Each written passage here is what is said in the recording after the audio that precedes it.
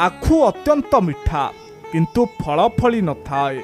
चंदन अत्यंत सुगंधित किंतु फूल केबे फुटी न थाए। पलाश बहुत सुंदर किंतु बास्नाहीन।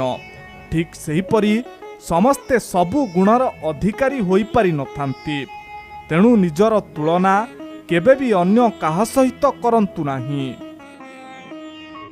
किए काहार बल जानंतु।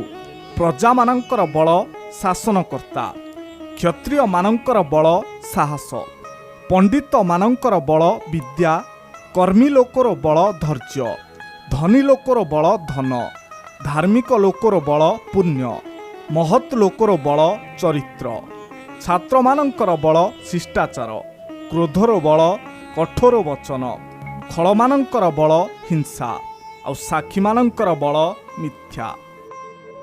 मनुष्यर प्रकृति स्वार्थ पूरण हेले छाड़ी चली जाए।